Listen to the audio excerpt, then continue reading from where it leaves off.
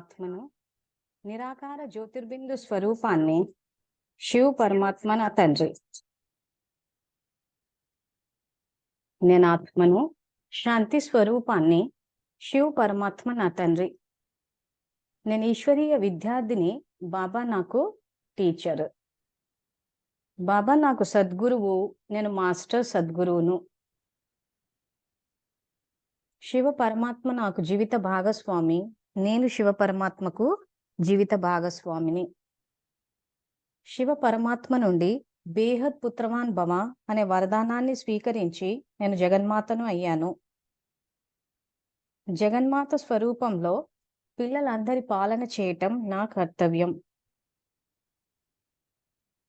జగన్మాత స్వరూపంలో పిల్లలందరికీ తండ్రి పరిచయాన్నిచ్చి తండ్రి సమానంగా చేయటం నా కర్తవ్యం. సో ఇదే ఆత్మిక స్థితిలో ఉండి కర్మలు ఆచరించాలి. సో ఏ కర్మలు ఆచరించినా అప్పుడు అది సేవ్ అయిపోతుంది. సో ఇప్పుడు మనం చెప్పుకుంటున్న టాపిక్ ఏదైతే ఉందో, సంకల్ప శక్తిని వ్యతిరేక దిశలో ప్రయోగం చేయడం. సో సంకల్ప శక్తిని వ్యతిరేక దిశలో ప్రయోగం చేసినప్పుడే దాన్ని బాబా తంత్ర విద్యలని అంటున్నారు. సో ఇప్పుడు మనము దీనికి సంబంధించిన ఇంకో మురళి కూడా చదువుకుందాము. సో ఇది 10th June 1971 మురళి. నేను ఇక్కడ చాట్ లో పెడుతున్నాను.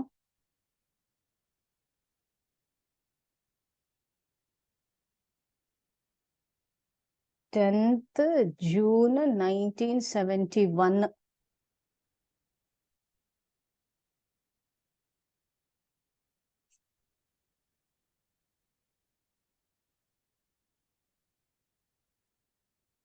సో ఈ మురళి పూర్తిగా చదవట్లేదు. ఏదైతే ఈ తంత్ర విద్యలు వ్యతిరేక దిశలో చేస్తారో దాని వరకే తెలుసుకుందాము. సో ముందుగా పేజ్ నంబర్ 292, 292 ఈ మురళిలో ఈ పారాగ్రాఫ్ ఏదైతే ఉందో, మీరు జ్ఞాన యోగాలనే ప్రకాశం మరియు శక్తి ద్వారా మార్గాన్ని చూపించే సర్చ్ లైట్ మీరు. సో పుస్తకాలు ఉన్న వాళ్ళు పుస్తకాలు తీసి ఎదురుగా పెట్టుకోండి. So page number 292, 10th June 1971 మురళిది.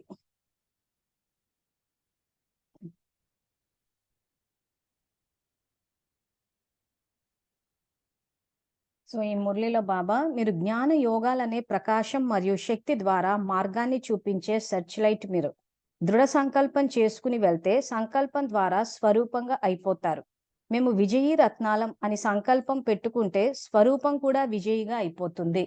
సో మురళిని చదివేటప్పుడు జాగ్రత్తగా చదివితే బాబా మురళిలోనే సంకల్పాలు ఇచ్చేస్తారు. సో ఇప్పుడు దీన్ని చూసే వాళ్ళంతా, ఇది బుక్ ఎదురుగా పెట్టుకున్న వాళ్ళంతా, మేము విజయీ రత్నాలం అని సంకల్పం పెట్టుకుంటే స్వరూపం కూడా విజయగా అయిపోతుంది. అంటే ఏం ఆలోచించాలో చెప్తున్నాడు. సేవలకు వెళ్ళేటప్పుడు అవుతుందో లేదో, వింటారో లేరో, అర్థం చేసుకుంటారో లేదో అని వ్యర్థ సంకల్పాలు చేసుకుంటూ వెళ్లే కన్నా మేము విజయీ రత్నాలం అనే సంకల్పం పెట్టుకుంటే స్వరూపం కూడా విజయిగా అయిపోతుంది. వాణి మరియు కర్మ కూడా ఆ విధంగానే ఉంటాయి. సంకల్పం ఆధారంగా కర్మలో విజయం నిండి ఉంటుంది. సో మన సంకల్పం చేసేటట్టు కరెక్ట్ గా చేస్తే మేము విజయీ రత్నాలమని, అప్పుడు కర్మలో కూడా విజయం నిండి ఉంటది అంటాడు. సో కర్మలు అంటే సంకల్ప స్థాయిలో నేను విజయీ రత్న అన్నప్పుడు మనం వాచా సేవ చేసినా కర్మనా సేవ చేసినా అందులో విజయం నిండి ఉంటుంది అంటున్నాడు. సేవాధారి ఆత్మలకి విజయీ తిలకం పెట్టబడి ఉంది. సేవ అనగా విజయీ తిలకం. తో సేవాధారి, ధారణ, ధారి అంటే సేవ అన్నది ధారణ చేసేవారు అంటే ఇంకా సేవ అన్నది వాళ్ళ స్వరూపం అయిపోయింది అనమాట. అందుకే సేవాధారి అంటున్నారు. సేవాధారి ఆత్మలకి విజయీ తిలకం పెట్టబడి ఉంది. సో బాబా ఏం చేసాడు, ముందే ఎవరైతే సేవ చేస్తున్నారో, ఎవరైతే సంకల్పం చేసి విజయీ రత్నాలం అని చెప్పి చేస్తున్నారో వాళ్ళకి విజయీ తిలకాన్ని పెట్టబడి ఉంది అంటున్నాడు. సేవ అనగా విజయీ తిలకం. సేవాదారి గ్రూపు ఇప్పుడు వెళ్తున్నారు కదా, ఎవరి యొక్క ఒక్క సెకండ్ లేదా ఒక్క సంకల్పం కూడా సేవ లేకుండా ఉండదో వారే సేవాధారి. సో సేవ అన్నది వాళ్ళ జీవితంలో ధారణ చేసేసారంటే వాళ్ళ రూపమే సేవా రూపం అయిపోయింది. సో దాని అర్థం ఇక్కడ అందరు పుస్తకాలు ఉన్నవాళ్ళు పెన్నో పెన్సిల్ తోటి దీన్ని అండర్లైన్ చేసుకోండి. ఏది, ఎవరి యొక్క ఒక్క సెకండు లేదా ఒక్క సంకల్పం కూడా సేవ లేకుండా ఉండదో వారే సేవాదారి. సో ప్రతి నిమిషం ఎట్లా సేవాదారులు అవుతారు అనంటే, ప్రతి నిమిషము ఆత్మలో ఆలోచనలు నడుస్తూ ఉన్నాయి. ఆలోచనలు లేని స్థితి అంటూ రాదు. సో ఆ చేసే ప్రతి ఆలోచన సమర్థ సంకల్పమై ఉండాలి. ఆత్మ అన్న స్థితి అయి ఉండాలి. అంటే అంత అటెన్షన్ పెట్టుకోవాలి. అంటే బాబా చెప్పిన స్టాండర్డ్స్ ఆ రకంగా ఉన్నాయి. ఎంత హై స్టాండర్డ్స్ అంటే ఇదిగోండి. ఎవరి యొక్క ఒక్క సెకను లేదా ఒక్క సంకల్పం కూడా సేవ లేకుండా ఉండదో వారే సేవాదారి అంటున్నాడు. అంటే ఆల్మోస్ట్ హైయర్ స్టాండర్డ్స్ లో పెట్టేశారు. ఆ స్టాండర్డ్స్ రీచ్ అవ్వాలి. మళ్ళీ వీలు కాదు, ఎలా అవుతది, ఎందుకు అవుతది, ఇది సాధ్యమా, బాబా చెప్పడానికి ఎన్నో చెప్తాడు, ఇవన్నీ మాట్లాడామని అంటే ఇంక మనలో వ్యర్థం పోలేదని అర్థం. ప్లస్ నిశ్చయ బుద్ధి ఆత్మలం కాదు, విజయ ఆత్మలం అంతకన్నా కాదు. సో కాబట్టి ఈ పాయింట్ అండర్లైన్ చేసుకోండి. వీలైతే మీరు జ్ఞాన యోగాలు అన్న చోట నుంచి ఉండరో వారే సేవాధారి అన్నంత వరకు అండర్లైన్ చేసుకోండి. అసలు అప్పుడు మీరు సేవాధారి అయ్యారా లేదా, ఊరికే పేరుకే పెట్టుకున్నారా అన్నది మీకే తెలిసిపోయింది. ఇవన్నీ ఏంటంటే చెకింగ్ పాయింట్స్ మనకి. మురళి ఎదురుగా పెట్టుకోవాలి. పెట్టుకుని ఒక్కొక్క వాక్యం చదువుతూ అది నేను చేస్తున్నానా లేదా అని స్వచింతన చేసుకోవాలి. అప్పుడు మీరు ఎంతవరకు వచ్చారన్న విషయం మీకే తెలిసిపోతుంది. సో ఏం చేయాలంటే పుస్తకం ఎదురుగా పెట్టుకోవాలి. పెట్టుకుని మేము విజయ రత్నాల సంకల్పం పెట్టుకుంటే స్వరూపం కూడా విజయిగా అయిపోతుంది. సో ఆ సంకల్పం పెట్టుకుంటున్నారా లేదా అని ఎవరికి వాళ్ళు చెక్ చేసుకోవాలి. ఆ తర్వాత ఎవరి యొక్క ఒక్క సెకండ్ లేదా సంకల్పం కూడా సేవ లేకుండా ఉండదో వారే సేవాదారి. సో ఎన్ని సమర్థ సంకల్పాలు చేస్తున్నాము, ఎన్ని వ్యర్థ సంకల్పాలు చేస్తున్నాం, మనం లోపల ఏం ఆలోచిస్తున్నామో మనకే తెలుసు. సో ఇది ఎవరికి వాళ్ళు చెక్ చేసుకోవాలి. సో అప్పుడు బాబా పెట్టిన స్టాండర్డ్స్ రీచ్ అయ్యామా లేదా తెలిసిపోతుంది. తో సేవార్థం వెళ్తున్నప్పుడు స్వయంపై కూడా విశేష ధ్యాస పెట్టుకోవాలి. ఎందుకంటే ఇది సాధారణ సేవ కాదు, విశేషమైన సేవ. సాధారణ సేవ చేస్తున్నప్పుడు సాధారణ స్మృతి ఉంటుంది. విశేష కార్యం చేయాల్సి ఉన్నప్పుడు స్మృతి కూడా విశేషంగా ఉండాలి. కనుక సాధారణ స్మృతిలో కాదు, శక్తిశాలి స్మృతిలో ఉండాలి. మీరు సదా శక్తిశాలి స్మృతిలో ఉండటం ద్వారా వాయుమండలం కూడా శక్తిశాలిగా ఉంటుంది. వాయుమండలం శక్తిశాలిగా ఉంటే ఏ ఆత్మ కూడా ఆ వాయుమండలం నుండి బయటకు వెళ్ళలేదు. అప్పుడే సేవలో సఫలత వస్తుంది. సో ఇది కూడా అండర్లైన్ చేసుకోండి. ఏది అండర్లైన్ చేసుకుంటారు? మీరు సదా శక్తిశాలి స్మృతిలో ఉండటం ద్వారా వాయుమండలం కూడా శక్తిశాలిగా ఉంటుంది. వాయుమండలం శక్తిశాలిగా ఉంటే ఏ ఆత్మ కూడా వాయుమండలం నుండి బయటకి వెళ్ళలేదు. అప్పుడే సేవలో సఫలత వస్తుంది. సో ఇప్పుడు మనం సేవ చేసేటప్పుడు మన ఇంటి యొక్క వాయుమండలాన్ని మారుస్తున్నాం, సతోగా చేస్తున్నాం.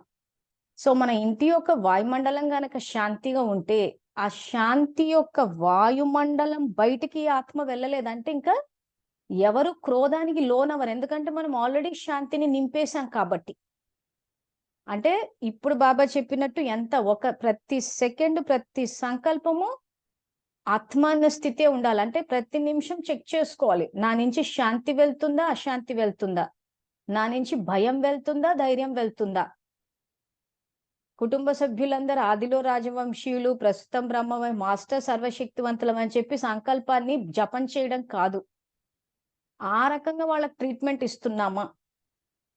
ఇప్పుడు వాళ్ళ ఆదిలో రాజవంశీయులు, ప్రస్తుతం బ్రహ్మ, మాస్టర్ సర్వశక్తివంతులు అంటే రాజవంశీయుల కంటే రాయల్ ట్రీట్మెంట్ ఇవ్వాలి. సో వాళ్ళ గురించి మనం ఉన్నతంగా ఆలోచిస్తున్నామా? మన భాష రాయల్గా ఉందా? మన ప్రవర్తన రాయల్గా ఉందా? మనం ఆ రకంగా వాళ్ళని ట్రీట్ చేస్తున్నామా లేదా? ఇవన్నీ చెక్ చేసుకోవాలి. సో ఇది కూడా అండర్లైన్ చేసుకోండి. ఎందుకంటే వాయుమండలం సృష్టి పరివర్తన అన్నది మన సంకల్ప శక్తితోటే జరుగుతుంది. ఇంకా తిప్పి తిప్పి మన ఇదంతా సంకల్పాలలోనే ఉంది. స్థూలంగా ఏది వాడినా అది ఎటైనా వాడొచ్చు అన్నదే మనము ఇప్పుడు తెలుసుకుంటున్నాము. సో కాబట్టి మీరు గనక ఈ పాయింట్ అర్థం కాకపోతే ఇంకా మీలో ప్రశ్నలు వస్తూనే ఉంటాయి. ఏం ప్రశ్నలు వస్తాయి? వాళ్ళు తాయెత్తులు కడితే పని చేసిందంట కదా, వీళ్ళు ఇలా కట్టగానే ఇదైపోయిందంట కదా, వీళ్ళు నిమ్మకాయ పెట్టగానే పని చేసిందంట కదా, వీళ్ళు ఇంకేదో చేస్తే ఏదో స్థూలంగా కడితే పని చేసి అని స్థూల వస్తువుల పైకి వెళ్ళిపోతుంటది. స్థూల వస్తువుల వైపు మన ధ్యాస వెళ్ళినంత సేపు మన ఆత్మశక్తిని సంతరించుకోదు, అధీన సంస్కారం అయిపోతుంది.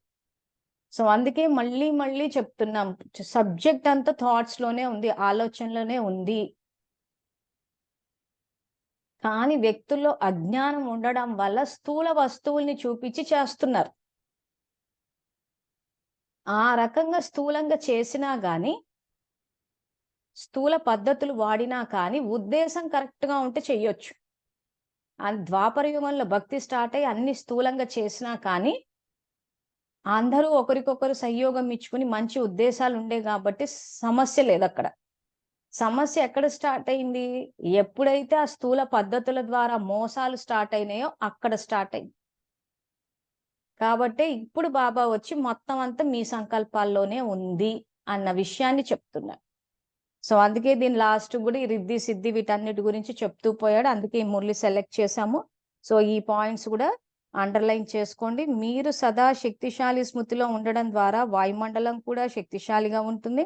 వాయుమండలం శక్తిశాలిగా ఉంటే ఏ ఆత్మ కూడా వాయుమండలం నుండి బయటకి వెళ్ళలేదు. అప్పుడే సేవలో సఫలత వస్తుంది. సో, మన ఇల్లే సేవాస్థానం అయినప్పుడు మన ఇంట్లో ఎవ్వరికి కామవికారం గాని, క్రోధం గాని, లోభం గాని, మోహం గాని ఇవేవి రాగూడదు. సో, ఇలాంటివి చదివేసి అయ్యో! మేమంత చేయలేకపోతున్నామే అని చెప్పి మళ్ళో వ్యర్థ సంకల్పం ముందేసుకొని కూర్చోకండి. చేస్తూ వెళ్ళిపోవడమే. చెయ్యలేకపోతున్నామే, బాబా చూస్తే ఇంత స్టాండర్డ్స్ పెట్టారే, అదెట్లా సాధ్యమో, మళ్ళీ మా ఇంట్లో వాళ్ళు ఈ సమస్య తీసుకొచ్చారు. నేననుకుంటే సరిపోతుందా అని చెప్పేసి బాధపడిపోయి, అలజడిలోకెళ్ళిపోయి, భయపడిపోయి, ఏడ్చేసి, ఇవన్నీ చేసి సమస్య యొక్క తీవ్రతను పెంచుకోద్దు. ఎందుకంటే బాబా మనకి సృష్టి చక్ర జ్ఞానం ఇచ్చేశారు. ఇంక సృష్టి చక్ర జ్ఞానం ప్రాక్టికల్ లైఫ్ గూడా మనకు తెలిసుండాలి. సో, ఇప్పుడు మనం సంగమంలో ఉన్నాము. ఖాతాలు సెటిల్ చేసుకునే యుగం. ఈ సెటిల్ చేసుకునే యుగంలో వాళ్ళెందుకు ఇలా ఉన్నారు? వీళ్ళెందుకు ఇలా ఉన్నారు? ఎందుకట్లా చేస్తున్నారు? నా బతుకే ఇంతనా? నా బ్రతుకే ఇట్లా అయిపోతదా? అంటే ఇంక మనకు సృష్టి చక్ర జ్ఞానం అర్థం కాలేదని అర్థం. ప్లస్ కల్పవృక్ష. అసలు మొత్తం బాబా జ్ఞానమే అర్థం కాలేదు. ఉన్నదే సంగమ యుగంలో. ఆ యుగ ధర్మం ఏంటో చెప్పేసాడాయన. ఈ యుగంలో మీరు విద్యార్థులు, సేవాదారులు. సో, ఆత్మలు ఎంత తమోగా ఉన్నా కానీ, మీ చదువు మీరు చదువుకోండి, మీ సేవ మీరు చేసుకోండి అని ఆయన అంత స్పష్టంగా చెప్పేసిన తర్వాత వాళ్ళెందుకలా ఉన్నారు, వీళ్ళెందుకిలా అని ఎందుకిట్లా ప్రవర్తిస్తున్నారంటే ఇంక మరి సృష్టి చక్ర జ్ఞానం అర్థం కానట్టే కదా! సంగమ యుగంలో ఉన్నామన్న విషయమే మర్చిపోయినట్టు కదా! సో, కాబట్టి ప్రతి పాయింట్ మనకెప్పటికప్పుడు ఎక్కడ అప్లై చేయాలా అన్నది మనకు తెలిసిపోతే ఎందుకు అన్న ప్రశ్నకు సమాధానాలొచ్చి, సమాధాన స్వరూపాలయిపోతాం. సో, తర్వాత సదా పరస్పర ఆలోచనల గౌరవం ఇచ్చుకుంటూ వాటిని స్వీకరించాలి. అప్పుడు మానసిక నమస్కారం సహజంగా చేస్తారు.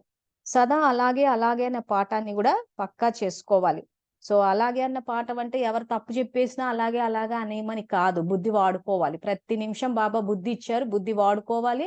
ఎవరు ఏది చెప్పినా గాని ఫైనల్‌గా బాబా చెప్పిందే అక్కడ మనము పాటించాలి.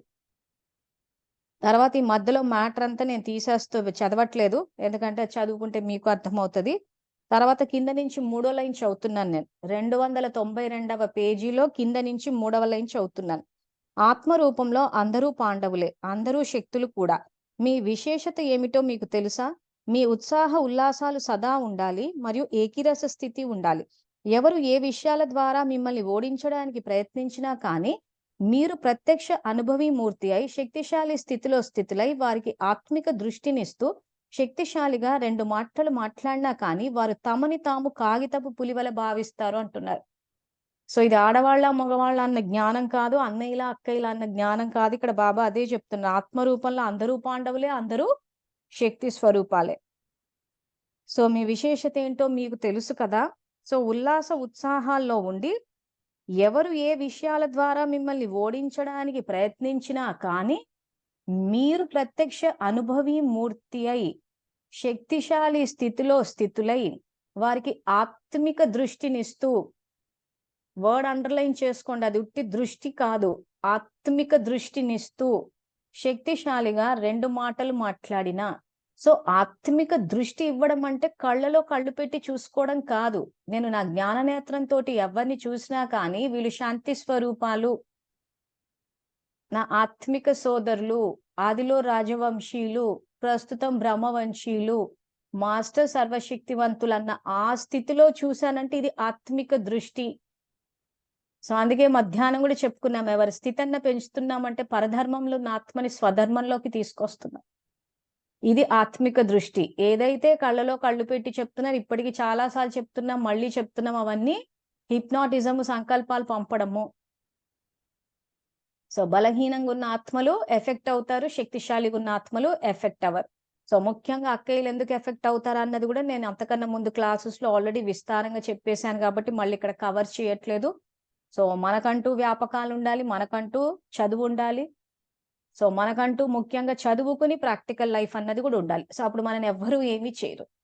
ప్లస్ మన ఇంట్లో వాళ్ళకి మనం గౌరవం ఇవ్వాలి. ఇంటి గుట్టునెప్పుడు మూడో వ్యక్తి దగ్గర మాట్లాడొద్దు. సో మనము మన ఇంటి రచ్చంత భాగవతాన్ని తీసుకుని ఒకరికి చెప్పడం గాని, ఇంకొకరి ఇంటి భాగవతాలు పనిగట్టుకుని గుచ్చి అడిగి తెలుసుకుని, వేరే వాళ్ళ ద్వారా ఎంక్వైరీలు చేసి తెలుసుకుని ఆ చెత్తంతా ఆత్మల పోగేసుకోవద్దు. ఎందుకంటే మేము సేవలకు వెళ్ళినప్పుడు చూస్తూ ఉంటాం కదా, అందరి ఇళ్లలో కథలు తెలుసుకుని చెత్తంతా పోగేసుకుంటూ ఉంటారు. ఒకరి శూద్ర జన్మల గురించి తెలుసుకుంటున్నామంటే ఏం తెలుసుకుంటున్నామో బాబా చెప్పినట్టు మురికి తట్ట తీసుకుని ఎత్తన పెట్టుకోవడమే కదా. ఏం చేస్తాం అందరి చరిత్రలు తెలుసుకుని? మనం ఏమో అందరిలాగా అయ్యేది లేదు, బ్రహ్మబాబా లాగా అవ్వాలి. సో ఆయన చరిత్ర తెలుసుకోమని చెప్పాడు శివబాబా, తప్పితే అందరి చరిత్రలు తెలుసుకోమని కాదు. సో వీళ్ళు ఏం చేస్తారంటే అందరి చరిత్రలు తెలుసుకుని మొత్తం అంత తీసి నెత్తన పెట్టేసుకుని మళ్ళీ నాకు ఆ పాయింట్ గుర్తు రాలేదు, నేను ఇది మర్చిపోయాను, నేను ఆ టైంకి చేయలేకపోయాను, నాకు అలజడి వచ్చేసింది. వస్తుంది, ఎందుకంటే పొద్దంతా చెత్త పోగేస్తే రాకేమవుతుంది? మరజీవ జన్మ తీసుకుని బ్రాహ్మణులం అయిన తర్వాత మనం ఎందుకు శూద్రుల్లాగా అవతల వాళ్ళ శూద్ర జన్మల గురించి తెలుసుకుంటున్నామంటే హాఫ్ కాస్ట్ బ్రాహ్మిన్స్ కాబట్టి. సో ఒకరి జీవితాల్లో తలదూర్చి ఏం జరుగుతుందా అని అడిగి తెలుసుకుని ఇతరుల ద్వారా ఎంక్వైరీలు చేసి తెలుసుకుంటున్నారంటే హాఫ్ కాస్ట్ బ్రాహ్మిన్సే చేస్తారు ఆ రకం. సో శక్తిశాలి స్థితి ఉండదు అప్పుడు. శక్తిశాలి స్థితి ఉండదు. ఇప్పుడు ఇందాక ఏవైతే అండర్లైన్ చేయించానో సదా శక్తిశాలి వాయుమండలం ఉండదు. ప్లస్ ఎవరి యొక్క ఒక్క సెకండ్ లేదా సంకల్పం కూడా సేవ లేకుండా ఉండదో వాళ్లే సేవదారు. అంటే ఒక బాబా డెఫినేషన్ ప్రకారం ఇంక అక్కడ సేవ కూడా లేదు. ఎందుకంటే చెత్త పోగేసుకుంటూ కూర్చుంటున్నాం కాబట్టి. సో అప్పుడు బుద్ధి ఎట్లా పనిచేస్తుంది, జ్ఞానం ఎట్లా అర్థమవుతుంది? సో ఈ రోజు దివ్య జ్ఞానం అర్థం కావాలంటే బుద్ధి దివ్యంగా ఉండాలి. సో బుద్ధి దివ్యంగా పని చెయ్యాలి అంటే చెత్త పోగేయడం మానేయాలి. ఎవరిని చూసినా జ్ఞాననేత్రంతో చూస్తూ పోవాలి. సో ఇప్పుడు ఇలాంటివి చెప్పినప్పుడు ఒకసారి ఒక అక్క క్వశ్చన్ ఏం అడిగిందంటే, మరి మీరు బ్రహ్మకుమారుల గురించి చెప్తుంటారు కదా, మరి చెప్పినప్పుడు మీకు ఎట్లా జ్ఞానం అర్థమైంది అని. ఇక్కడ ఏం జరుగుతోందంటే సబ్జెక్ట్ ని మేము బాబా తోటి మా వరకు తెలుసుకున్నాను. ప్లస్ మెజారిటీ నేను స్వచింతనలో ఉంటాను, ఎందుకంటే నా జీవితం నాకు ప్రయారిటీ.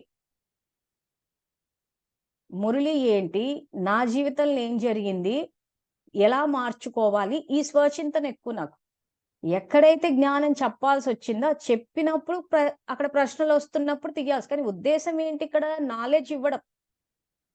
ప్లస్ వీళ్ళు ఎక్కడెక్కడ తప్పులు చేశారని ముందే తెలుసుకున్నాం కాబట్టి వాళ్ళు ఏదో చేశారని అనడం కాకుండా నేనేం చేశాను మరి. సరే వాళ్ళు తీసుకురాలేదు జ్ఞానము, సో నేను విమర్శిస్తూ కూర్చోవాలా, లేకపోతే నేనేమైనా బయటికి తీసుకురావాలా? సో బయటికి తీసుకొచ్చాను. సమస్యలు రాలేదా అంటే వచ్చాయి, అయినా నిలబడ్డాను. ఆ తర్వాత వాళ్ళకి శక్తిని ఇవ్వాలా అని చెప్పి మొదటి నుంచి మేమే శక్తి ఇస్తున్నాం. సో అందరు ఎట్లా అర్థం చేసుకున్నారంటే మంజులకి సెంటర్కి వెళ్ళదు కాబట్టి మా సెంటర్కి వ్యతిరేకం అంటున్నారు, కానీ శక్తి మేమే ఇస్తున్నాం కదా సెంటర్కి పోకపోయినా. సో అప్పుడు నా ఆత్మల రికార్డింగ్ ఏమొస్తుంది? వాళ్ళ పట్ల ఉన్న తల్లి భావన, వాళ్ళు శక్తిశాలి కావాలి, వాళ్ళు సంతోషంగా ఉండాలన్న ఆ భావనే ఉంటది. కానీ సెంటర్కి పోతే అనుకూలము, సెంటర్కి పోకపోతే వ్యతిరేకమా? అసలు సెంటర్కి పడేసేది సెంటర్కి వెళ్ళే వాళ్ళే. అందరూ ఒక సెంటర్లో 20 మంది ఉన్నారంటే 20 మంది కలిపి ఒకటే సంకల్పం చేస్తారు, అక్క ఈ కోపం ఎక్కువ అని చెప్పి. అంటే 20 మంది కలిపి పడేస్తారు. సో మేము సెంటర్కి వెళ్ళకపోవచ్చు, కానీ సెంటర్లలో శక్తి నింపుతాము, సెంటర్ అక్కలకు స్థితిని పెంచుతాం. సో సెంటర్కి వెళ్ళామా వెళ్ళలేదా అన్నది కాదు పాయింట్ ఇక్కడ. ఆత్మలు ఏం రికార్డ్ అయింది, ఏం ఆలోచిస్తున్నామని. సో ఆ లెక్కన మా బుద్ధి దివ్యంగానే ఉంది కాబట్టి దివ్య జ్ఞానం అర్థమైంది. ఎందుకంటే చాలా మంది కన్ఫ్యూజ్ అవుతూ ఉంటారు, ప్రశ్నలు కూడా అడుగుతూ ఉంటారు. సో మేము బయటికి వెళ్ళినప్పుడు కూడా ఏమైనా బయట తింటే కూడా బయట తింటే జ్ఞానం ఎట్లా అర్థమవుతుంది అంటారు. సంకల్పాల భోజనం ఆత్మకు పెడుతున్నాం కదా, శరీరానికి బయటిది పెడితే ఏముంది అసలు? ప్లస్ బయట వండే వాళ్ళంతా ఎవరు? మన తండ్రి పిల్లలే కదా. సో బేహద్లోకి వెళ్లాల్సిందే కదా. సో కాబట్టి ఇక్కడ మనం ఏం ఆలోచిస్తున్నాం అన్నది పాయింట్. ఇక్కడ ఏ ఉద్దేశంతో ఆలోచిస్తున్నాం, ఏం మాట్లాడుతున్నాం అన్నది పాయింట్. సో వచ్చిన దగ్గర నుంచి సబ్జెక్ట్ అర్థం చేసుకుని వాళ్ళు తండ్రి పిల్లలే అని చెప్తున్నాం. వీడియోస్‌లో కూడా వినొచ్చు, చెయ్యొచ్చు. ప్లస్ శక్తిని ఇవ్వండి, ఇవ్వండి అనే చెప్తున్నాం. పడేయకండి వాళ్ళని అని చెప్పి. సో, ఆబ్వియస్‌గా ఆత్మ శక్తిశాలిగానే ఉన్నప్పుడు, శక్తిశాలి ఆత్మకు శక్తిశాలి జ్ఞానం అర్థమవుతది గదా! సో, కాబట్టి ఎవరికి వాళ్ళు మీ ఆలోచనలను చెక్ చేసుకోండి. చేసుకుంటే అప్పుడు మీ ఆలోచనలకు శక్తొచ్చినప్పుడు బాబా చెప్పినట్టు వాయుమండలాన్ని మారుస్తూ ఉండొచ్చు. ఇంటి వాయుమండలము, సృష్టి, ప్రకృతి ప్లస్ జ్ఞాన సాగర్‌లవ్వచ్చు. ప్లస్ ఏ జ్ఞానం పాయింట్ ఎక్కడ వాడాలో తెలుస్తది. ఎందుకంటే నేను చూసినంత మటుకు చాలా మందికి జ్ఞానం అర్థమైంది. కానీ ఎక్కడ ఏ పాయింట్ వాడాలో తెలియట్లేదు చాలా మందికి. ప్లస్ సంబంధాల పరంగా వచ్చేసరికి ఈ సంబంధాలన్నీ పుణ్యం చేసుకుంటున్నారు. పుణ్యానికి తగ్గట్టు సేవావకాశాలొచ్చేస్తున్నాయి. మేము లేకపోతే ఏమైపోతదా అనుకోనేసి బాబాని పక్కన జరుపుతున్నారు. వ్యక్తుల జంజాటాల్లోకొస్తున్నారు. వచ్చి సేవావకాశాలు పోగొట్టేసుకుంటున్నారు. మరక్కడ ప్రాక్టికల్ అప్లికేషన్ ఎక్కడున్నట్టు మరి? సబ్జెక్ట్ ఈరోజు అర్థమైంది గానీ.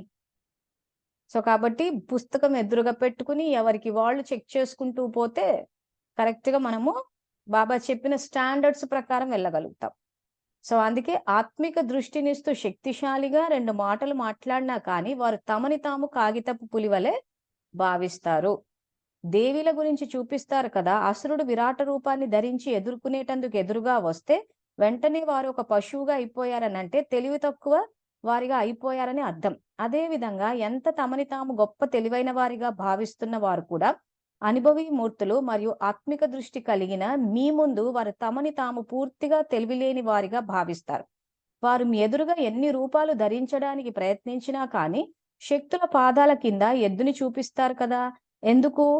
ఎవరు తమని తాము ఎంత తెలివైన వారిగా, జ్ఞానవంతులుగా భావించినా కానీ మీ ముందు ఎద్దుగా అయిపోతారు. అంటే పూర్తిగా తెలివి తక్కువ వారిగా అయిపోతారు. అంటే ప్రపంచంలో ఎంత ఇది చేసినా గానీ మనం గనక మన ఆత్మిక దృష్టితోటుండి జ్ఞానం చెప్తే, ఇంక అవతల వాళ్ళంతా తెలివి తక్కువగా ఎద్దు అనంటే, భక్తి మార్గంలో మహిషాసుర మర్దిని. మాహిషము అంటే ఎద్దు. ఒక్కోసారి దీన్ని గూడా చూపిస్తూ ఉంటారు బఫెలోని గాని. అంటే అవి ఏంటి అంటే ఎద్దు మీద వాన పడ్డట్టు, దేని మీద వాన పడ్డట్టు అంటే ఏం చలనం లేకుండా ఉంటారన్నట్టు గూడా ఎగ్జాంపుల్స్ ఇస్తూ ఉంటాం మనం. సో, ఎవరికి వాళ్ళంతా మేమే స్ట్రాంగ్ మాకే అంత తెలుసని అనుకుంటారు గానీ, యాక్చువల్‌గా మీరు గనక ఆత్మిక దృష్టిలో ఉండి చేస్తే మాత్రము అవతల వాళ్ళంతా ఎద్దులుగా అయిపోతారంటాడు. అంటే ఇంకది ఎందుకు పనికిరాదన్న టైపు మీనింగ్ అంటే తెలివి లేని వారిగా ఇక్కడ అంటున్నారు గదా! ఆత్మిక దృష్టి కలిగిన మీ ముందు వారు తమని తాము పూర్తిగా తెలివి లేని వారిగా భావిస్తారు. అంటే శక్తంతా మీలోనే ఉంది అంటున్నాడు. ఈ తర్వాత వాక్యాలు ఆయన చెప్పేది రిద్ధి సిద్ధి గురించే. అంటే ఈ మంత్రగాళ్ళు ఎవరైతే మాకే అంత తెలుసని అనుకుంటున్నా అట్లాంటోళ్ళు గూడా పోతారు మీ ఎదురుగా అంటున్నాడు. శక్తి స్వరూపాలు ఎదురుంగా ఏ మాంత్రికుడు నిలబడలేడు. ఆ పదం వాళ్ళేదైనా చెప్పేటప్పుడు రిద్ధి సిద్ధి అంటే మీ ఎదురుగా ఎవరు వచ్చినా తెలివిలేని వారిగానే అయిపోతారంటాడు. ఎందుకు? మనం విధి ద్వారా సిద్ధి చేస్తున్నాం. వాళ్ళు రిద్ధి ద్వారా చేస్తున్నారు. తంత్ర విద్య ద్వారా చేస్తున్నారు. అది తేడా అక్కడ. సో, అదేంటని మనది ఇంకా తర్వాత తెలుసుకుందాము. ఒక రూపంతో వస్తారు. మరో రూపమై వెళ్తారు. శక్తులకి స్మృతి చిహ్నం చూపిస్తారు కదా! అసురుడు ఎదుర్కొనేందుకు విరాట రూపాన్ని ధరించి వస్తాడు. కానీ శక్తులు బాణం వేయగానే వారు మరో రూపంలోకి మారిపోతారు. కనుక సదా గుర్తించుకోండి. మేము సర్వశక్తివంతుని ద్వారా నిమిత్తమై ఉన్నాము. సర్వశక్తివంతమైన ప్రభుత్వపు సందేశవాహకుడిని ఎవరితోనైనా చర్చలోకి వెళ్లి మీ మనస్సుని అలజడి చేసుకోకూడదు. ఎందుకంటే వారికి విజ్ఞాన శక్తి ఉంటుంది కనుక దానితో మీ సంకల్పాలను గ్రహించేస్తారు. కనుక ఎప్పుడైనా కానీ ఏ విషయం గురించి అయినా కానీ వాదన వస్తే మిమ్మల్ని మీరు అలజడి చేసుకోకూడదు. మీ ముఖంలో లేదా మనోస్థితిలో తేడా రాకూడదు. ఆ సమయంలో మంత్రాన్ని గుర్తించుకోండి అంటున్నాడు. సో, ఇక్కడ ఒక రూపంతో వస్తారు. మరో రూపమై వెళ్తారు. అంటే పై ఎగ్జాంపుల్‌లో వచ్చేటప్పుడు ఒక రూపంతో వస్తారు గానీ ఎద్దుల్లా అంటే ఎంతో తెలివైన వారు వస్తారు గానీ ఎద్దుల్లాగా తెలివిలేని వారిగా వెళ్ళిపోతారు. శక్తుల స్మృతి చిహ్నం అంటే మనం సినిమాల్లో గూడా చూసుంటాం గదా! మామూలుగా ఈ మహిషాసుర మర్దిని అదని కొంతమంది రాక్షసుల్ని చంపినట్టు చూపిస్తూ ఉంటారు. అసురుడు ఎదుర్కొనేటందుకు విరాట రూపాన్ని ధరించి వచ్చినప్పుడు శక్తులు బాణం వేయగానే వారు మరో రూపంలోకి అంటే రకరకాల రూపాలు మార్చేస్తూ ఉంటారు. ఓసారి ఎద్దుగా, ఒకసారి ఇంకో జంతువుగా, లేకపోతే ఒక తల నరికేస్తే ఇంకో తల రావడం ఇట్లా రకరకాలుగా మారిపోతారు. కనుక సదా గుర్తించుకోండి. మేము సర్వశక్తివంతుని ద్వారా నిమిత్తమై ఉన్నాం. సో, ఎవరిని నిమిత్తం చేశాడు? అందరిని నిమిత్తం చేశాడు.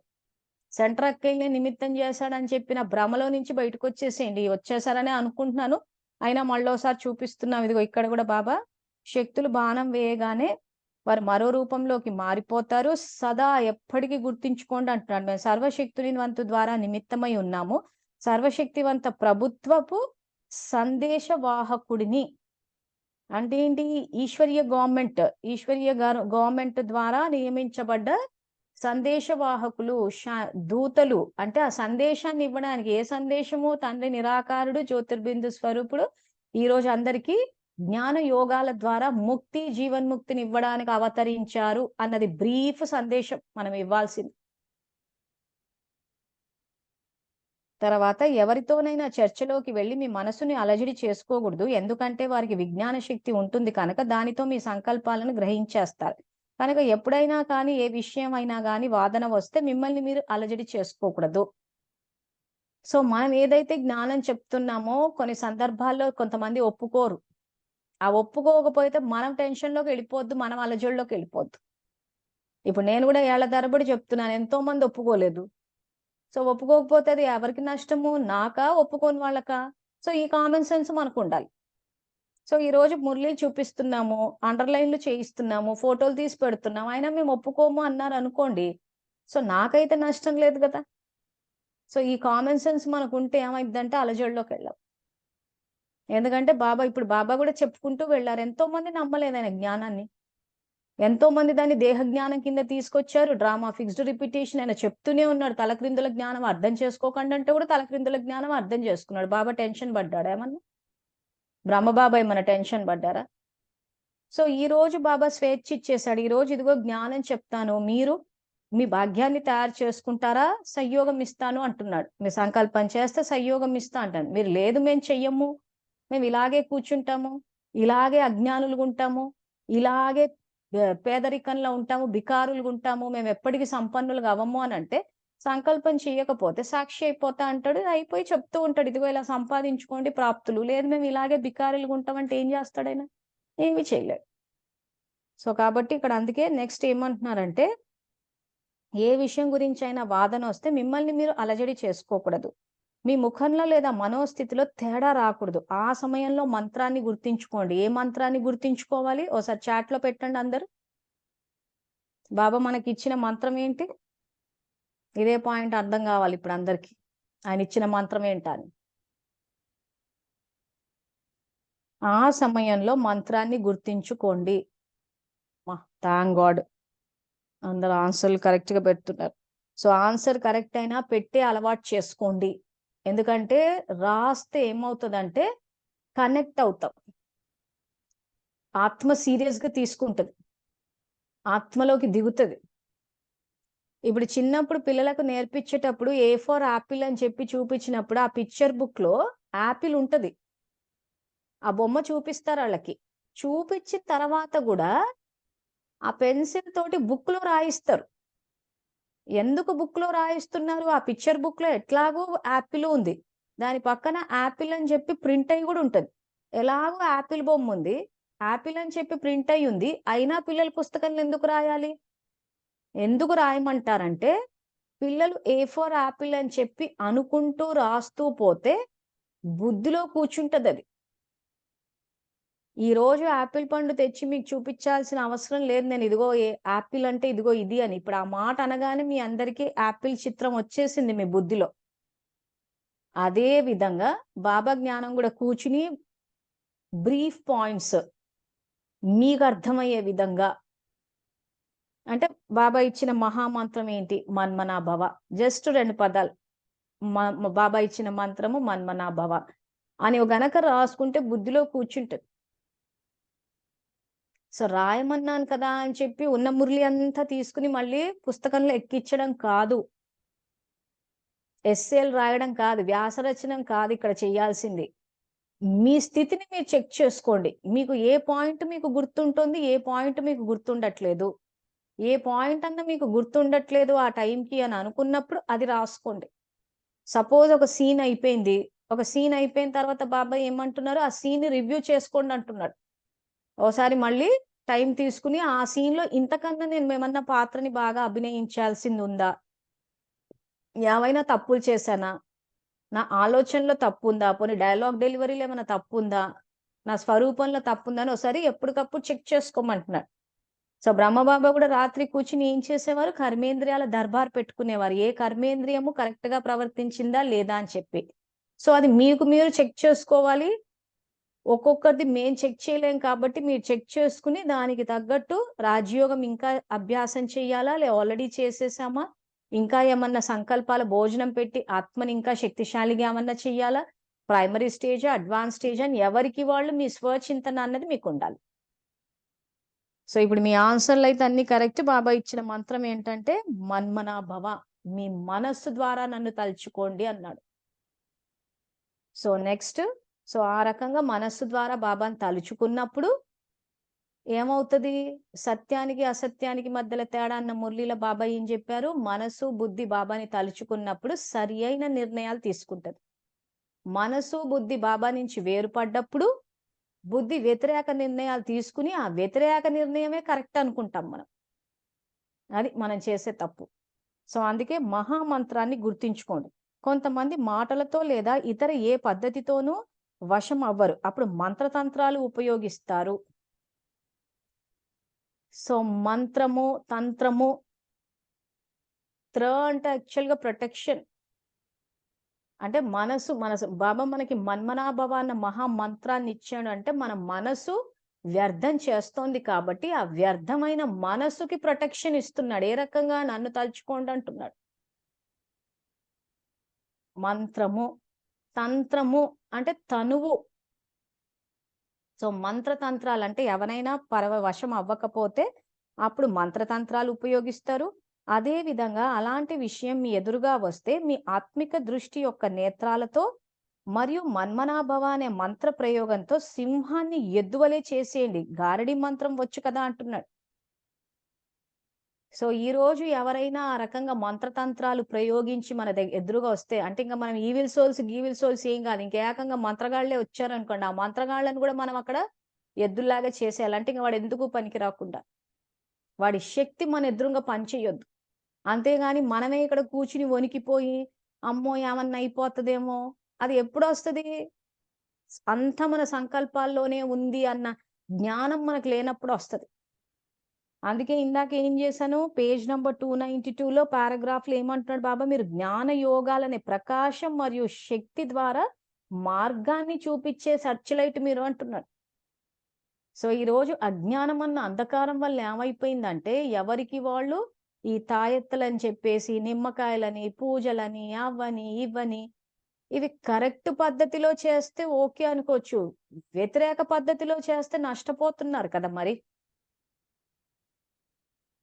సో, కాబట్టి ఇక్కడ ఏం తెలుసుకోమంటున్నాడాయన? అందరికి జ్ఞానం ఇవ్వండి అంటున్నాడు. ఇప్పుడు కొంతమంది అనుభవాలు మరి అవన్నీ చేస్తే అక్కడ పని చేస్తున్నాయి గదా! అంటే ఫోకస్ అంతా ఎక్కడ పెట్టేసారంటే నిమ్మకాయల మీద, పూజల మీద, తాయెత్తుల మీద పెట్టేసారు గానీ దాని వెనకున్న సంకల్పాన్ని చూడటం లేదు. సపోజు ఈ ముస్లిమ్స్ దగ్గరికి వెళ్ళినప్పుడు ఆ తాయెత్తులు కట్టి దాంతోటి ఇచ్చేసి నీళ్ళలో ఏదో కలిపి తెచ్చి చాలా మటుకు పిల్లల్ని తీసుకెళ్తూ ఉంటారు. అక్కడికెళ్ళొచ్చాక బాగయిందని గూడా అంటారు. సో, ఏం జరుగుతోందక్కడ? అదేదైతే తాయెత్తుంటదో ఓపెన్ చేసి చూడండి దాన్ని. అదేదైతే ఆ స్టీల్ దీంట్లో ఆ బాక్స్ టైప్‌లో ఉంటదో, ఆ డబ్బా దాంట్లో దాన్ని ఓపెన్ చేసి చూడండి. చూస్తే ఒక పేపర్ ఉంటది. ఆ పేపర్ మీద ఏంటంటే అరబిక్ అక్షరాలుంటాయి. మనం ఎలాగైతే ఓం నమః శివాయ అని చెప్పేసి కొన్ని బీజాక్షరాలు రాసుకుంటామో అరబిక్ భాషలో వాళ్ళు అదే రాసి అల్లాకి ప్రార్థన చేస్తే మంచి జరుగుతది. సో, ఇప్పుడు మనం చేసేది అదే. అదే చేయమంటున్నాడాయన. ఈరోజు మన శివ పరమాత్మ జ్ఞానమురళి అన్న ఛానెల్‌లో మనసా సేవ అని చెప్పి ఎన్నో చేశాం. ఒక్క దేవరగట్టు మాత్రం ఒక 50% వచ్చింది. 50% అది ఎట్లాగో ఈ సంవత్సరం వస్తది. మిగిలినయన్నీ పనిచేశాయంటే, ఎట్లా పనిచేశాయి? జస్ట్ సంకల్ప శక్తిని ప్రయోగం చేశాం. సో, ఆ రకంగా దేన్ని ఆధారం తీసుకోకుండా, అధీనం అవ్వకుండా సంకల్ప శక్తిని ప్రయోగం చేయమంటున్నాడు. దేన్నైనా ఆధారం తీసుకున్నప్పుడు ఏమవుతదంటే, అవతల వాళ్ళ ఉద్దేశాలు కరెక్ట్‌గా లేనప్పుడు, వ్యతిరేక దిశలో జరిగినప్పుడు మోసపోయే అవకాశాలుంటాయి. మనం ఈ సెంటర్ ఎగ్జాంపుల్ తీసుకున్నట్టు. సో, ఎందుకు సెంటర్ అక్కయ్య ఒక మాంత్రికుడిని నమ్ముకుంది? బాబాని నమ్మి యోగ్య టీచర్ యొక్క బండారా నిండుగుంటదన్నప్పుడు, వారసుల్ని తయారు చేసేస్తే డబ్బు దానంతట అదే వచ్చేసుండేది కదా! సో, ఆ శక్తిని ప్రయోగం చేయలేకపోతున్నారు. బాబాని ఆధారంగా తీసుకొని సంకల్ప శక్తిని ప్రయోగం చేయలేకపోతున్నారు. శక్తినివ్వలేకపోతున్నారు. స్టూడెంట్స్‌కి జ్ఞానం చెప్పలేకపోతున్నారు. సో, అందుకని ఏం జేశారు, వ్యతిరేక దిశలో ఎవడో మాంత్రికుడిని నమ్ముకుంటే, ఆ సంకల్ప శక్తిని ఇప్పుడు అక్కయ్య ఏం జెప్పారు వీడియోలో, ఇవన్నీ ఎందుకు చేస్తున్నారంటే, స్టూడెంట్స్ చెప్పినట్టు వినడానికి, ఏదడిగితే అది తెచ్చివ్వడానికి. అంటే తెచ్చివ్వడానికి సంకల్ప శక్తిని ప్రయోగం చేయడం కోసమని బాహ్యమైన పద్ధతులు వాడారు. ఆ ట్రయాంగిల్స్ వేసి తెచ్చిపెట్టుకోవడము, అక్కయ్య పడుకుని తల దగ్గర దీపం పెట్టుకోవడము, ఆ మంచం కింద పసుపు, కుంకుమ అలా తను ఊడుస్తుంటే తీసి కుప్పలో ఏశానని చెప్పి. సో, వీటిని ఆధారంగా తీసుకొని సంకల్ప శక్తిని బిల్డప్ చేస్తున్నారు. సో, తంత్రాలు, రిద్ది అనంటే దాని అర్థం అదే. సో, అదే విధంగా ఇప్పుడు ఎగ్జాంపుల్ చెప్పాను గదా! కర్నూలు జిల్లాలో ఉన్న ఉరుకుంద నరసింహస్వామి గుడిలో లడ్డు ప్రసాదం అది తిననీకి గూడా భయపడతారు. సో, మధ్యాహ్నం చెప్పాను కొంతమంది మధ్యాహ్నం రారు కాబట్టి మళ్ళీ రిపీట్ చేస్తున్నాను. సో, నరసింహస్వామి గుడేది. కానీ ఆ ప్రసాదం తింటే ఏదో నియమాలు పాటించకపోతే చెడు జరుగుతది అని చెప్పి భక్తులంతా భయపడిపోతూ ఉంటారు. ఏ రేంజ్‌లో భయపడతారంటే, మేము ఆ గుడికి వెళ్ళేటప్పుడు, ఆ గుడి అక్కడుంటే ఇటుపక్క ఆ రోడ్ దగ్గర రోడ్ రిపేర్‌లో ఉంది. ఆ రోడ్ రిపేర్ ఉన్నప్పుడు గవర్నమెంట్ బోర్డ్స్ పెడతది గదా! Road under repair, take diversion, work in progress అని ఆ బోర్డ్ ఉందక్కడ.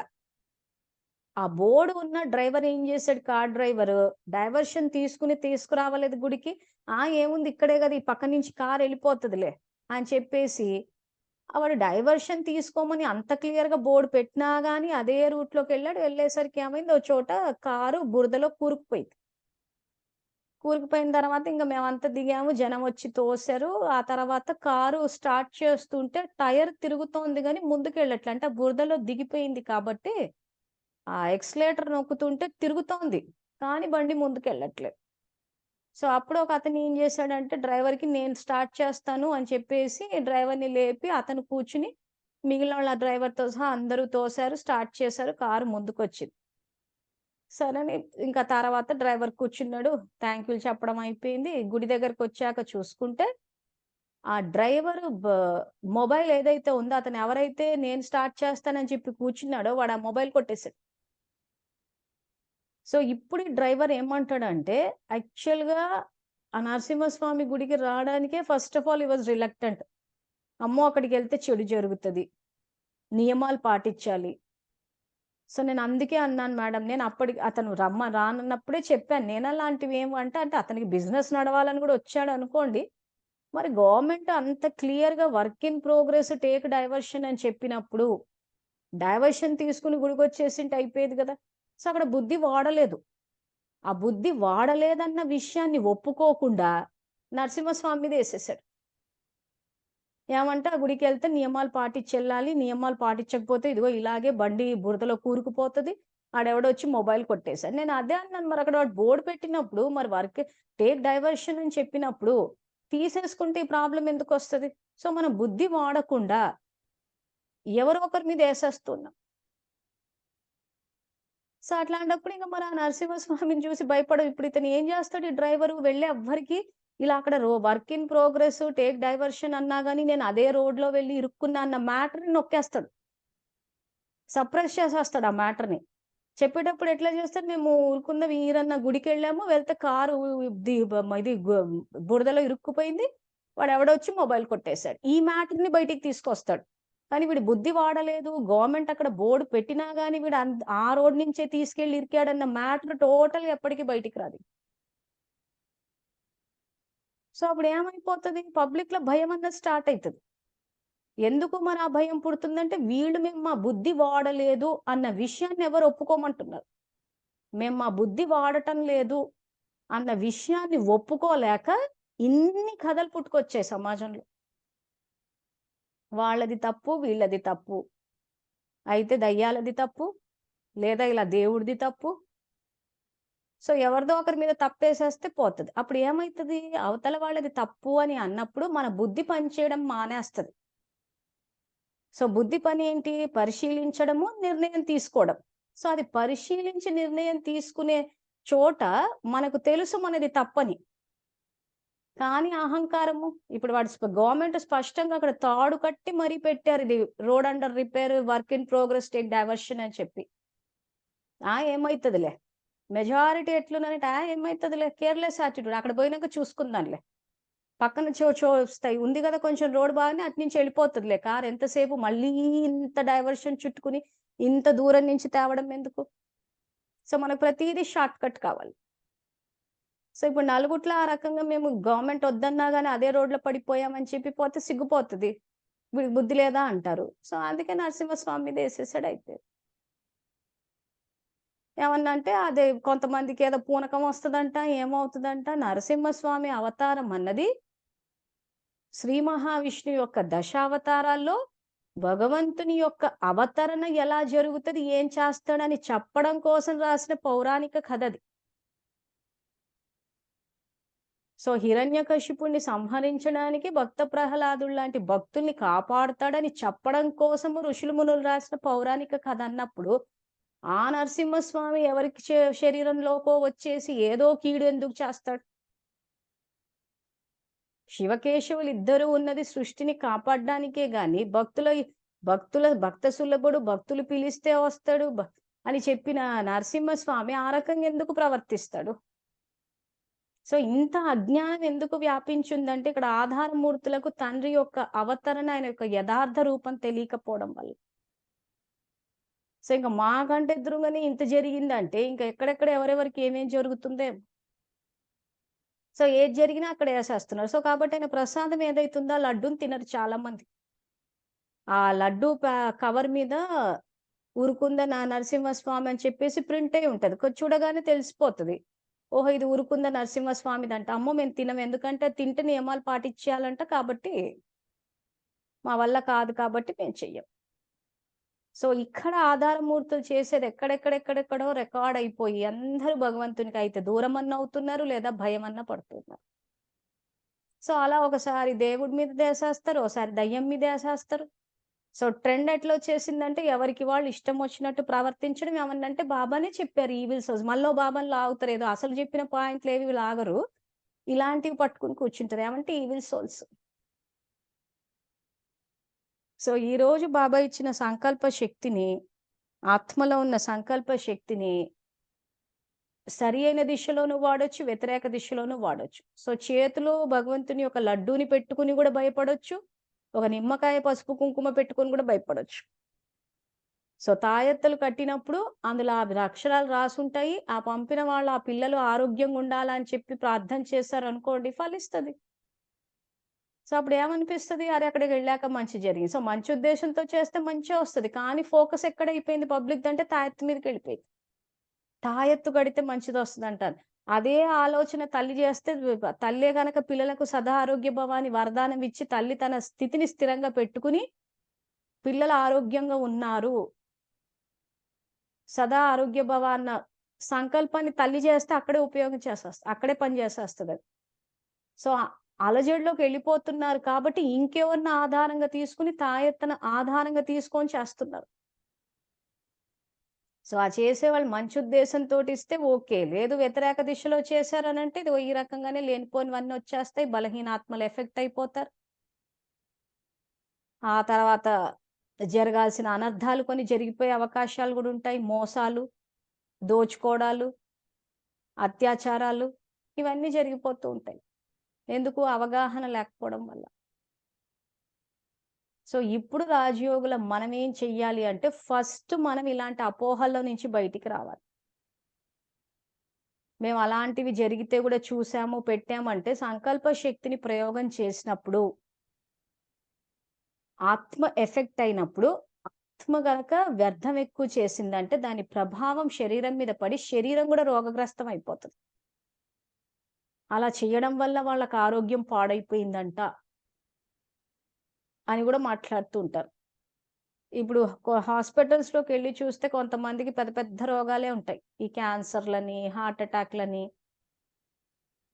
సో, వాళ్ళందరూ చాలామంది అంటే ఇలాంటివి జరగకపోయినా గాని రోగాలొస్తున్నాయి. మరెందుకొస్తున్నాయి? ఏదో చేతబడి చేస్తేనే రోగాలు రావడం అంటూ జరగట్లేదు గదా! అవి చెయ్యకపోయినా చాలా మందికి జరుగుతూ ఉన్నాయి. సో, ఎక్కడుంది సంకల్ప శక్తి మీద ప్రయోగం? ఇప్పుడు సపోజ్ ఎవరికైనా క్యాన్సరే ఉందనుకోండి. క్యాన్సరు, హార్ట్ అటాక్ ఇలాంటి ప్రాబ్లమ్స్ ఉన్నాయంటే మీకొక బుక్ రెఫర్ చేశాను అప్పుడు 'you can heal yourself' అని. ఆ పుస్తకం ఓపెన్ చేసి చూస్తే హార్ట్ అటాక్‌కి కారణము డీప్ రూటెడ్ ఫియర్ అని ఉంది. భయము. క్యాన్సర్‌కి కారణము డీప్ రూటెడ్ హేట్రెడ్ అని ఉంది. అంటే ద్వేష భావన. సో, ఆత్మలో నుంచి ప్రేమ అన్నది వ్యాపించాలి. ఆత్మలో నుంచి ధైర్యం అన్నది స్ప్రెడ్ అవ్వాలి. కానీ మనం భయాన్ని, ద్వేషాన్ని గనక అక్కడ ఉపయోగించామంటే బ్లాక్ అయిపోతుంది ఎనర్జీ. సో, అప్పుడు ఆ శరీరంలో ఆ భాగానికి రోగమొస్తుంది. ఇది సహజంగా జరిగే ప్రక్రియ మన ఆలోచనని బట్టి. సో, ఎవరో ఏదో చేశారని నమ్మినా, చూసినా ఆత్మ ఆ రకంగా ఎఫెక్ట్ అయింది అంటే ఖచ్చితంగా శరీరానికి రోగాలొస్తాయి. సో, అది ఏ స్టేజ్‌కొచ్చేస్తదంటే ఒక స్టేజ్‌లో ఇంక వాళ్ళు దాని నుంచి బయటికి గూడా రాలేమన్నట్టుంటది. సో, కాబట్టి ఇప్పుడు బాబా ఏం చెప్తున్నారంటే, కొంతమంది మాటలతో లేదా ఇతర ఏ పద్ధతులతోనూ వశమవ్వరు. అప్పుడు మంత్రతంత్రాలు ఉపయోగిస్తారు. అదే విధంగా అలాంటి విషయం మీ ఎదురుగా వస్తే, మీ ఆత్మిక దృష్టి యొక్క నేత్రాలతో మరియు మన్మనాభవ అనే మంత్రం ప్రయోగంతో సింహాన్ని ఎద్దువలే చేసేయండి. గారడీ మంత్రం వచ్చు కదా! ఇక్కడి నుండే అన్ని పద్ధతులు వచ్చాయి. మంత్రం వేయటం, మంత్రతంత్రాలు అన్నీ ఇక్కడి నుండే వచ్చాయి. ఎక్కడి నుంచొచ్చాయి? ఈ సంగమ యుగంలోనే వాటన్నిటికి పునాది పడింది. ఎవరు పునాదేశారు? ఆధారమూర్తులే వేశారు. మీ ఆత్మిక దృష్టితో మీ సంకల్పాలను మీరు సిద్ధి చేసుకోవచ్చు. సో, మనం గనక ఆత్మ అన్న స్థితిలో ఉన్నప్పుడు మన సంకల్పాలని సిద్ధి చేసుకోవచ్చు అంటాను. వారు చేసేది మంత్రతంత్రాలు, మీరు చేసేది విధి ద్వారా సిద్ధి. రిద్ధి, సిద్ధి మరియు విధి, సిద్ధి మాటల్లో తేడా ఉంది. మంత్రతంత్రాలు అల్పకాలికమైనవి. కానీ స్మృతి అనే విధితో సంకల్పాలు మరియు కర్మల యొక్క సిద్ధి అనేది అవినాశి. వారు మంత్రతంత్రాలు ఉపయోగిస్తారు. మీరు స్మృతి అనే విధి ద్వారా సంకల్పాలు మరియు కర్మల యొక్క సిద్ధిని పొందుతారు. సో, వాళ్ళు ఏ రకంగా సంకల్ప శక్తిని వ్యతిరేక దిశలో ప్రయోగిస్తున్నారో ఆల్రెడీ చెప్పేశాను. సో, ఇక్కడ బాబా ఏమంటున్నారంటే, మీరు చేసేది విధి ద్వారా సిద్ధి. సో, మన ఛానెల్‌లో ఏవైతే మనసా సేవలన్నీ చెప్పి చేశామో, ఏ రకంగా చేశామో విధి ద్వారా చేశాం. సో, విధి ఏంటి? వాయుమండలాన్ని తయారు చేయడం. ఈ 292 పేజ్‌లో ఇందాక మీ చేత అందుకే అండర్‌లైన్ చేయించాను. ఏమని? వాయుమండలాన్ని తయారు చేసి, ఆత్మల యొక్క స్థితిని పెంచి, జ్ఞానం యొక్క ప్రకాశము, శక్తి యొక్క ప్రకాశము ద్వారా మీరక్కడ మార్పు తేవాలి. సెర్చ్ లైట్ అవ్వాలి. ఇది యాక్చువల్‌గా విధి. ఈ విధి ద్వారా సిద్ధి. సో, ఇప్పుడు వర్షాలు పడాలని చెప్పేసి మనం ఏం చేసాము? విధి ప్రకారం బాబా ఇచ్చిన సంకల్పాలు చేస్తే వర్షాలు పడడము. సో, ఎవరికైనా ఆరోగ్యం బాగుండాలని గూడా ప్రయోగం చేస్తున్నాం, జరుగుతున్నాయి. సో, ఏవేవైతే మనం చేస్తూ పోతున్నామో, అవన్నీ బాబా చెప్పినట్టు విధి ద్వారా లోక కళ్యాణం కోసం చేస్తే ఇది విధి ద్వారా సిద్ధి అంటున్నాడు. అలా కాకుండా మీరు చేసేది విధి ద్వారా సిద్ధి, రిద్ధి, సిద్ధి మరియు విధి, సిద్ధి మాటల్లో తేడా ఉంది అంటున్నాడు. సో, బాబా చెప్పిన విధి ద్వారా గూడా సిద్ధి జరుగుతది. రిద్ధి ద్వారా గూడా సిద్ధి జరుగుతది. అంటే తనువుని ఉపయోగించి ఇవేవైతే ఈ వ్యతిరేక దిశలో ఈ చేతబడులు అవి ఇవి అన్నీ చేసినప్పుడు ఆ పద్ధతి మంత్రతంత్రాల ద్వారా గూడా సిద్ధి అంటే జరగొచ్చు. అనుకున్నది చెయ్యొచ్చు. మంత్రతంత్రాలు అల్పకాలికమైనవి.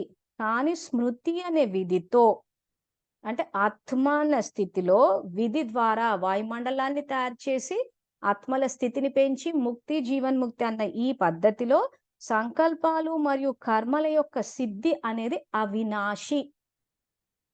ఈ పాయింట్ మీరు క్యాచ్ చేయాలి. సో, బాబా చెప్పిన విధి ద్వారా మనము గనక సంకల్పాలు, కర్మలు చేస్తే అది మన ఆత్మలో అవినాశిగా రికార్డ్ అవుతది. అవినాశి ప్రాప్తులు ఏవి? బాబా ఇచ్చే ప్రాప్తులన్నీ ఇవి ఒస్తాయి. ఎప్పుడొస్తాయి? బాబా చెప్పిన విధి ద్వారా చేస్తేనే ఆయన ఇచ్చే ప్రాప్తులొస్తాయి. అలా కాకుండా ఈ ట్రయాంగిల్‌లు, ఈ నిమ్మకాయలు, పసుపు కుంకుమలు ఇలాంటి రిద్దులు, మంత్రసిద్ధులు మంత్రతంత్రాలతోటి సిద్ధి తీసుకొస్తే అది అవినాశి కాదు, అల్పకాలికము. దాని ద్వారా ప్రాప్తులు రావు అంటున్నాడు. అది యాక్చువల్‌గా ఆయన చెప్పే జ్ఞానం. ఇప్పుడు ఈ సెంట్రక్క ఏదైతే చేస్తోందో, సో అల్పకాలికం అది. అల్పకాలికంగా సెంటర్‌కొచ్చేటోళ్ళు మాటినాలి, అడిగింది ఇవ్వాలి అని చెప్పి అల్పకాలికంగా చేస్తుందే తప్పితే అవినాశి ప్రాప్తులేం రావు.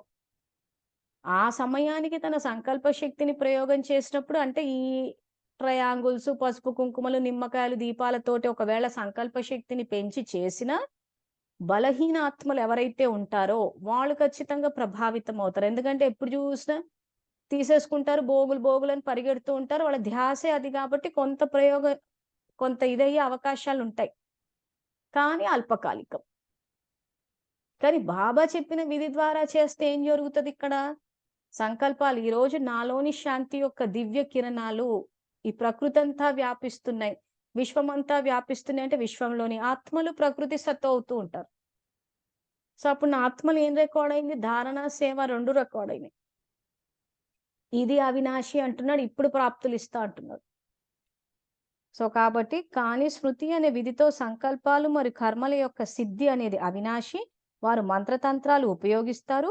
మీరు స్మృతి అనే విధి ద్వారా సంకల్పాలు మరియు కర్మల యొక్క సిద్ధిని పొందుతారు. ఇది బాబా చెప్పిన మెథడ్‌లోనే ప్రాప్తులెక్కువొస్తాయి. సో, వీళ్ళు చేసే ఈ మంత్రతంత్రాల్లో వీటిల్లో ఏమైద్దంటే ఒక సంకల్ప శక్తిని ప్రయోగం చేసినప్పుడు అల్పకాలికంగా జరగొచ్చు. కానీ అవినాశిగా అయితే ఉండదు. ఎందుకు? ఆధారాన్ని తీసేసుకున్నారు.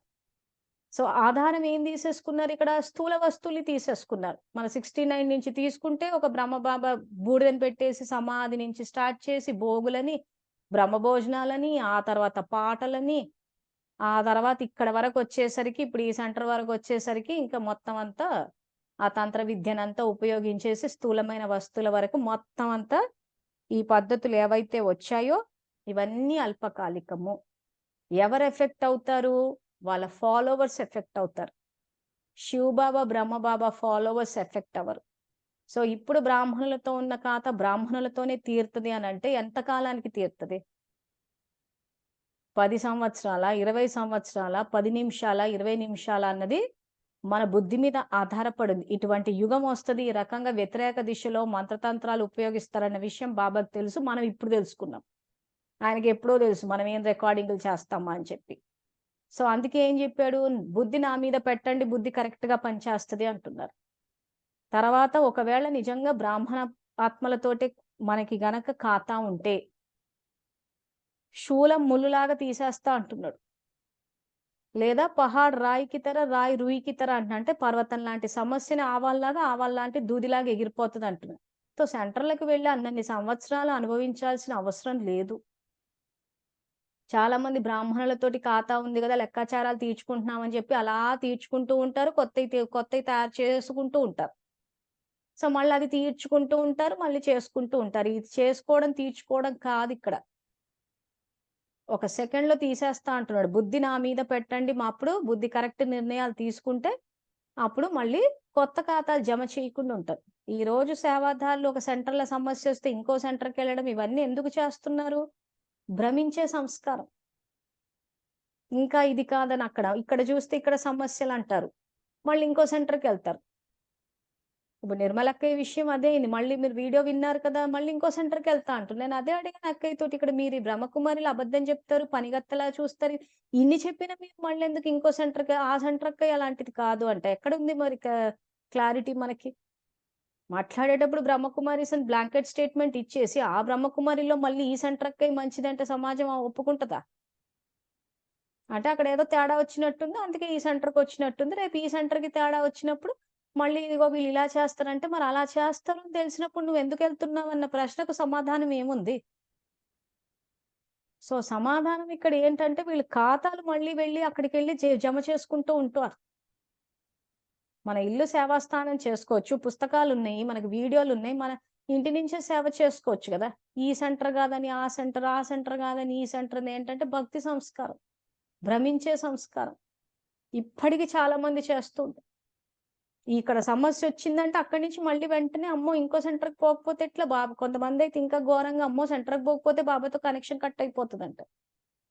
మహామంత్రాన్ని గుర్తించుకోండి అంటున్నాడు గదా! మనస్సు ద్వారా నన్ను తలుచుకోండి అన్నాడే తప్పితే సెంటర్ ద్వారా తలుచుకోండి, మౌంట్ అబూ ద్వారా తలుచుకోండి అని ఎక్కడ చెప్పాడాయన? అంటే అదంతా సొంత జ్ఞానం అన్నమాట ఇంకా. సెంటర్ ద్వారా తలుచుకోవడం. అమ్మో! సెంటర్‌కి పోకపోతే బాబా గుర్తుండడు. టచ్ పోతదంట. మనకు ప్రేమ ఉంటే టచ్ ఎందుకు పోతది? మనకు ప్రేమ లేకపోవడం వల్ల సెంటరు, మౌంట్ అబూ అని చెప్పి సెంటర్‌లు, మౌంట్ అబూలు బాబాకి మనకు అడ్డొచ్చాయి గాని, ప్రేమ అన్నది ఉన్న చోట మధ్యలో మూడో వ్యక్తులెందుకు? ఈ స్థూలమైన బిల్డింగులెందుకు? సో, ఇవన్నీ ఎందుకు చెప్తున్నానంటే చెక్ చేసుకోవడానికి. మీరెక్కడున్నారు? ఎలా ఆలోచిస్తున్నారు అని. సో, ఈ మురళిని మళ్ళీ తర్వాత చదువుకోండి.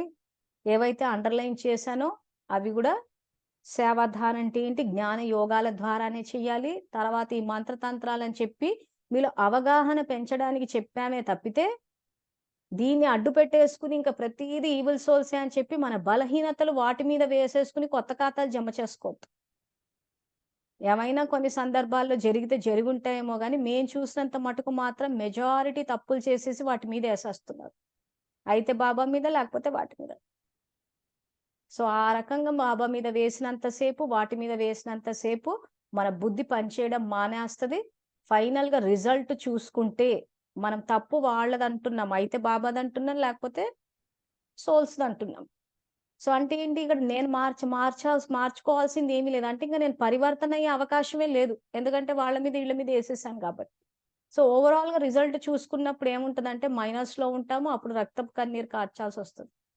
ఇప్పుడు అవతలాళ్ళ మీద తోసేయడము ఒక గెలుపులాగే ఉంటది. కానీ యాక్చువల్‌గా ఓడిపోతున్నాం. ఎందుకంటే బాబా మన జ్ఞానం ఇచ్చారు. ఈరోజు మన భాగ్యానికి మనమే మాస్టర్ రచయితలం. సో, ఈరోజు అవొచ్చి పట్టుకుంటాయి, చేస్తాయి, ఏదో అయిపోతదనంటే పాపభారం ఉంటే వస్తాయి మరి. మనం అందరిని కెలుక్కుంటూ, సంబంధాలు చెడగొట్టుకుంటూ కూర్చుంటూ ఉంటే ఖచ్చితంగా వస్తాయి మరి. అందుకే పరివారంలో ఉండండి, పరివారం పట్ల ప్రీతి ఉండండి, కలిసుండండి, కలిసి నడవండి, ఒకటై నడవండి అని చెప్తుంది అందుకే గదా! ఆయన. మేమవేవి చేయకుండా అందరి మనసుని కష్టపెట్టేస్తాం, గాయపెట్టేస్తాం, చేస్తామనంటే ఇంక మరి అదంతా ఎక్కడి నుంచో తిరిగి తప్పకుండా వస్తది మనకే. అందుకే ఈ సెటిల్ జేసుకోండి ఏవైనా ఖాతాలుంటే. అందుకే వెళ్లి కలవండి అందరిని. అందరితో స్నేహంగా ఉండండి, మాట్లాడండి, చెయ్యండని చెప్పడానికి ఆ సాటర్‌డే, సండేలు ఆపుతుంది అందుకే. సో, ఇప్పటికి మించిపోయిందేం లేదు. ఇప్పటికి గూడా ఎవరెవరి మనసుని మీరు కష్టపెట్టారో జ్ఞానాన్ని వ్యతిరేక దిశలో అర్థం చేసుకొని అన్ని సెటిల్ చేసుకోండి. సమయాన్ని కేటాయించండి. జ్ఞానం తెలుసుకొని పూర్తిగా జ్ఞాన సాగర్‌లయిపోవాలి. సో, దీనికి సంబంధించి ఏమైనా ప్రశ్నలుంటే నా వాట్సాప్‌కి పెట్టండి. రేపటి క్లాస్‌లో కవర్ చేస్తాను. సో, మళ్ళీ రేపు 3 గంటలకు కలుసుకుందాము. అంతవరకు థాంక్ యూ. Om Shanti.